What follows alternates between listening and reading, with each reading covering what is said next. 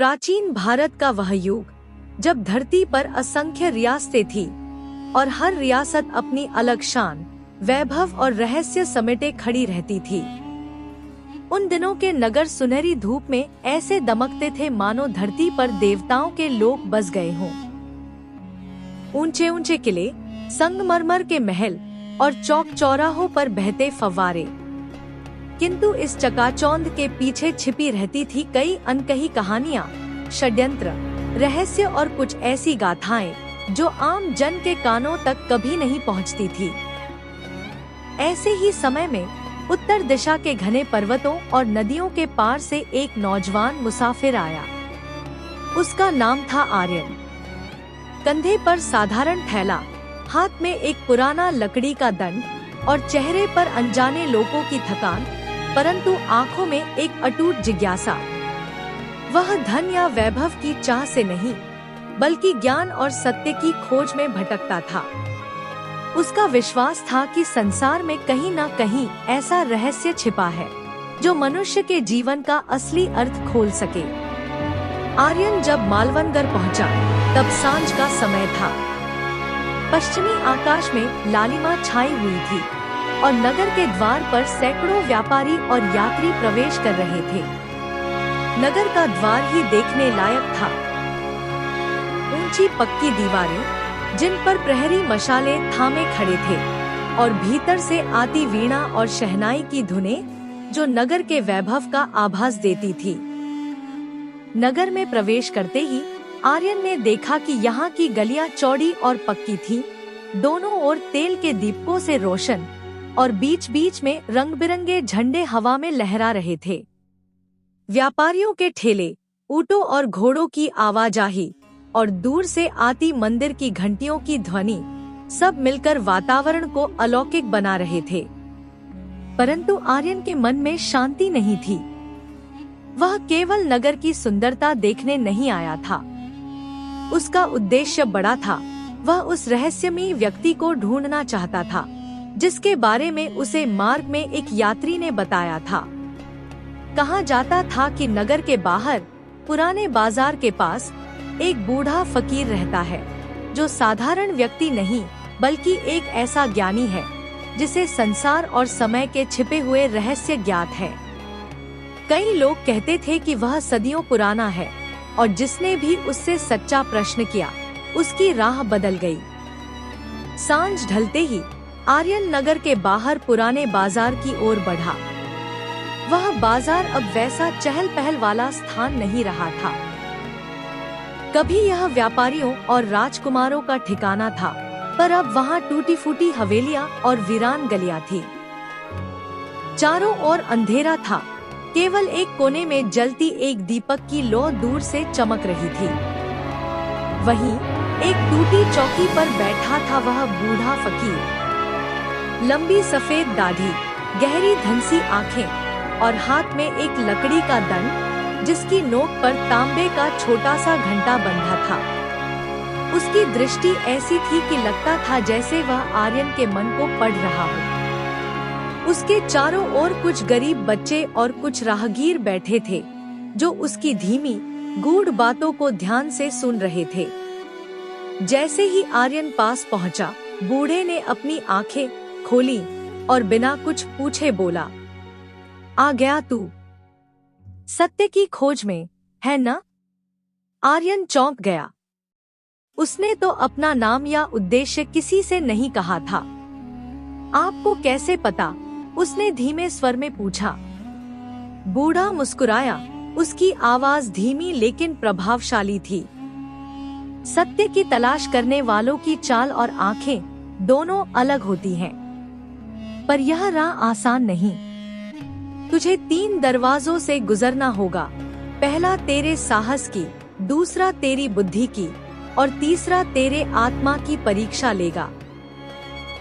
और हर दरवाजे पर तुझे एक ऐसा रहस्य मिलेगा जो तेरी समझ की परतें उधेड़ देगा। आर्यन ने गहरी सांस ली और दृढ़ स्वर में कहा, मैं तैयार हूँ। चाहे जो भी राह हो, मैं पीछे नहीं हटूंगा। बूढ़ा धीरे से खड़ा हुआ और अपनी लकड़ी की छड़ी से जमीन पर एक वृत्त खींचा। तो सुन, पहली राह तुझे राजमहल के भीतर ले जाएगी, जहाँ चमकदमक के पीछे छिपा एक अंधकार है। दूसरी राह तुझे जंगल की गहराइयों में ले जाएगी, जहाँ तुझे अपनी जान दांव पर लगानी होगी। और तीसरी राह तुझे प्राचीन नगर के खंडहरों तक ले जाएगी, जहाँ सदियों से कोई लौटा नहीं। आर्यन ने पूछा, और आप मेरे साथ चलेंगे? बूढ़े की आंखों में रहस्य चमक उठा। मैं तेरी राह दिखाऊंगा, पर हर कदम तुझे खुद उठाना होगा। मैं बस तेरी परीक्षा का साक्षी रहूंगा। इतना कहकर बूढ़े ने अपनी छड़ी से इशारा किया। अचानक हवा का एक झोंका उठा और दूर से शाही नगाड़ों की आवाज सुनाई देने लगी। पहली परीक्षा यहीं से शुरू होती है, मुसाफिर। राजमहल की राह पकड़। आज रात राजा के महल में एक ऐसी घटना घटने वाली है जो तेरा भाग्य तय करेगी। आर्यन ने अपने थैले को कसकर पकड़ा और दृढ़ निगाहों से आगे बढ़ा। उसकी यात्रा अब साधारण नहीं रही।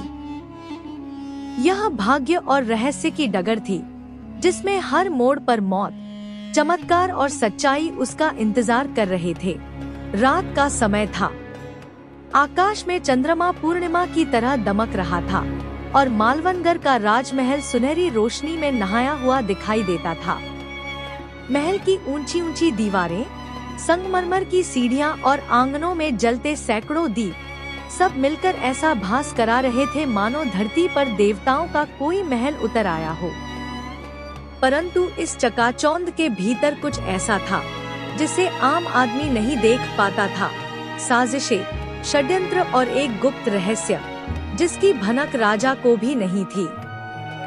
आर्यन साधारण यात्री के वस्त्रों में बूढ़े की दी हुई एक गुप्त निशानी, छोटी तांबे की मुहर लेकर महल के द्वार तक पहुंचा। महल के सैनिक पहले तो उसे रोकना चाहते थे, पर जैसे ही उन्होंने मुहर देखी, उनके चेहरे का रंग बदल गया और वे चुपचाप उसे भीतर ले गए।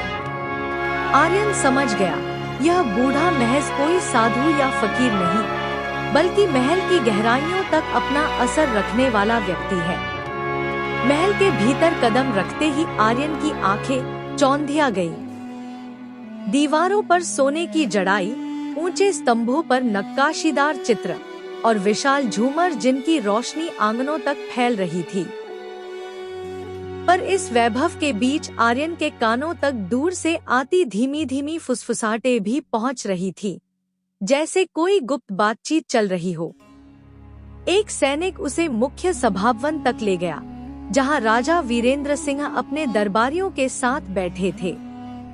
दरबार में उत्सव का माहौल था, क्योंकि आज राजकुमारी अन्विता का जन्मोत्सव था। संगीत बज रहा था, नर्तकियां नृत्य कर रही थी और विदेशी मेहमान राजसी व्यंजनों का आनंद ले रहे थे।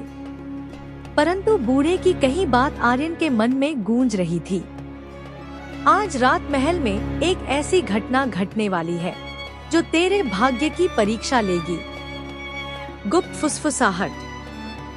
सभाभवन से बाहर निकलते ही आर्यन ने देखा कि महल के एक पिछवाड़े में दो व्यक्ति धीमे स्वर में बातचीत कर रहे हैं।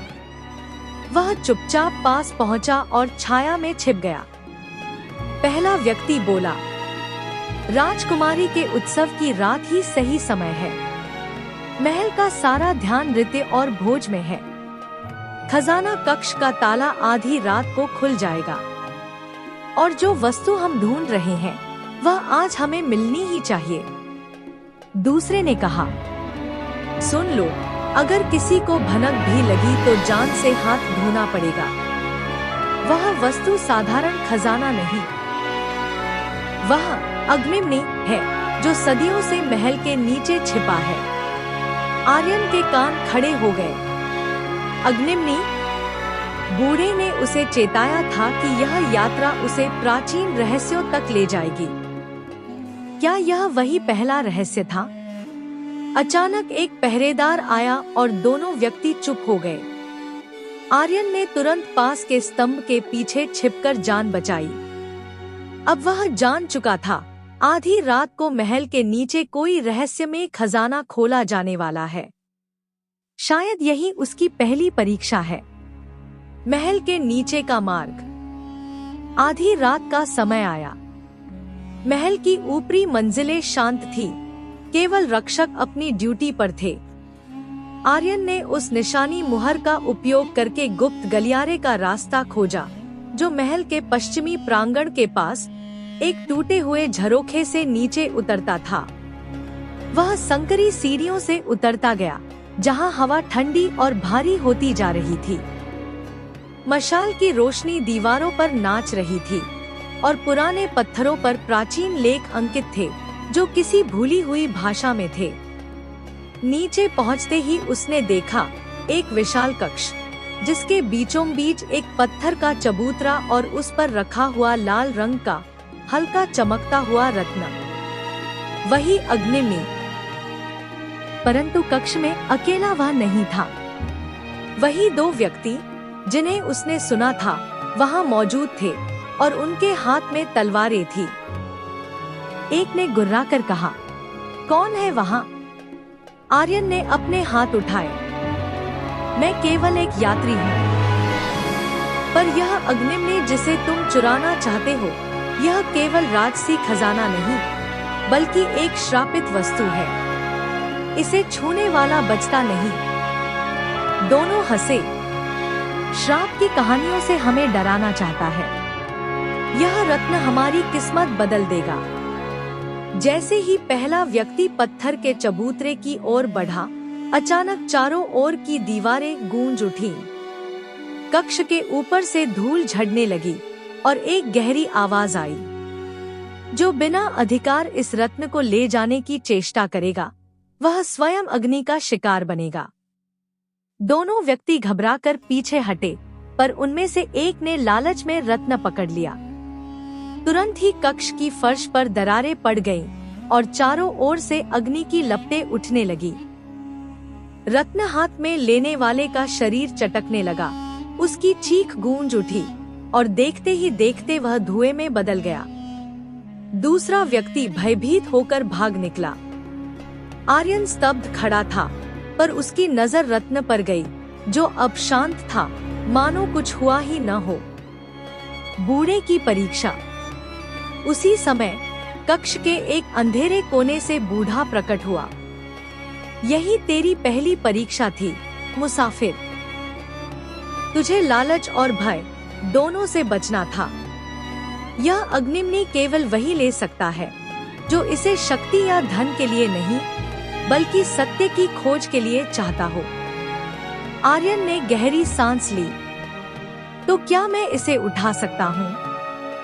बूढ़े ने सिर हिलाया। नहीं, अभी नहीं। तेरी राह अभी लंबी है। यह केवल तीसरी परीक्षा के बाद ही तेरे काम आएगा। अब निकल, अगली राह तुझे जंगल की गहराइयों में ले जाएगी, वहाँ जहाँ कोई इंसान सूरज ढलने के बाद जाने की हिम्मत नहीं करता। आर्यन ने चारों ओर देखा। कक्ष अब शांत था। अग्निमणि फिर चबूतरे पर चमक रहा था।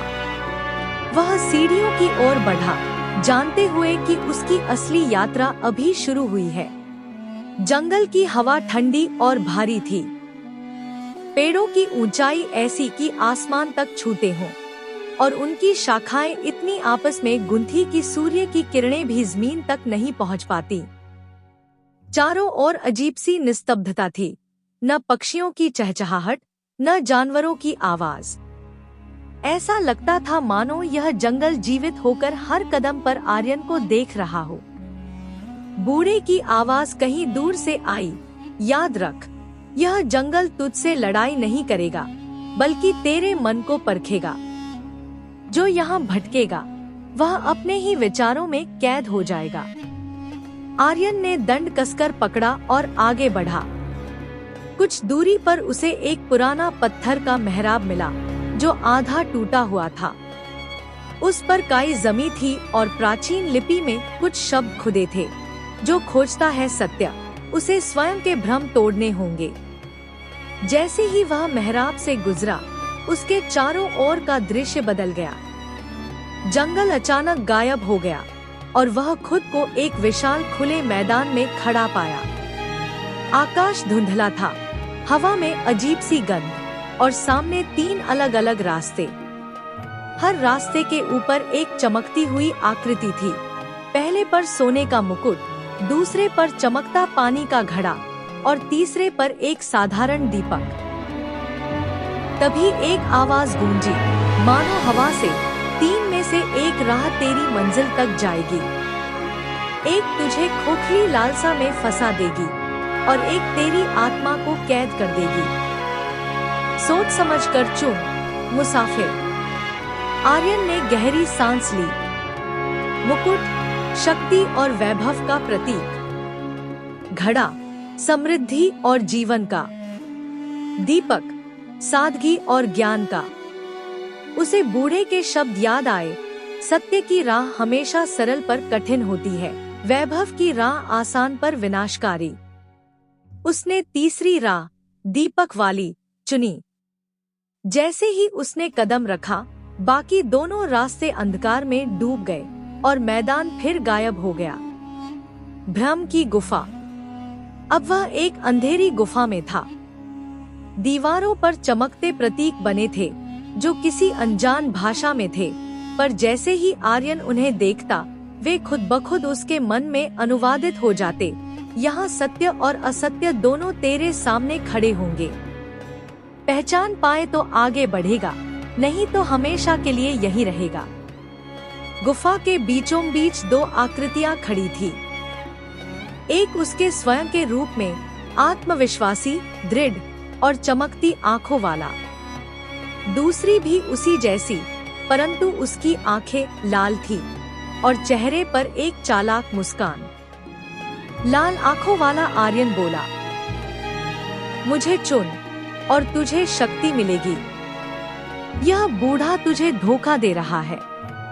अग्निमणि ले और अपना साम्राज्य बना।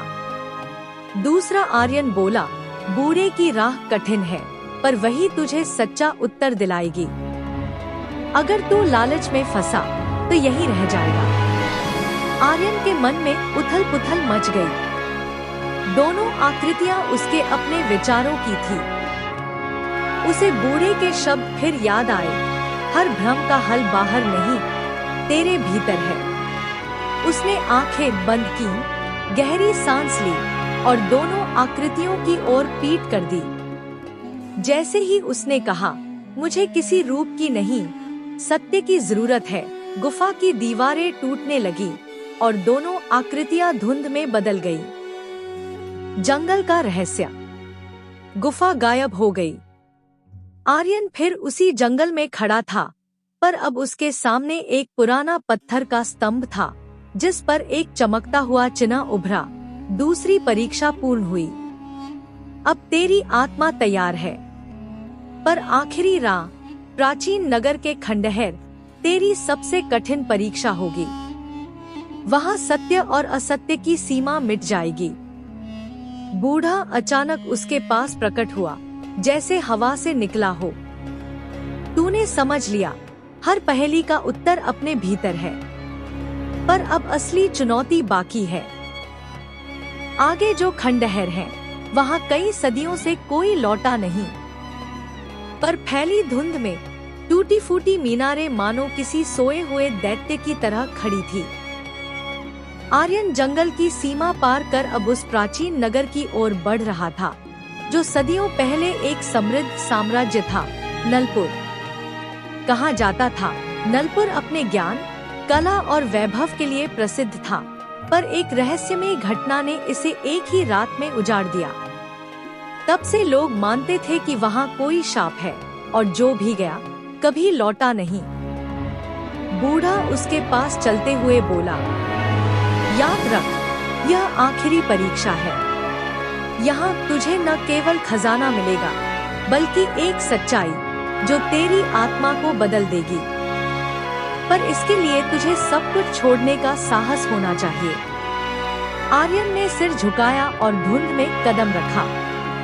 खंडहरों का नगर। नलपुर के प्रवेश द्वार पर विशाल पत्थर के स्तंभ खड़े थे, जिन पर अब केवल टूटे फूटे शिलालेख बचे थे। भीतर की गलियां वीरान थी, टूटी हवेलियां, सूखे कुएं और हवा में गूंजती कोई अनजानी फुसफुसाहट। ऐसा लगता था मानो नगर अब भी जीवित हो, पर अदृश्य आत्माओं के रूप में।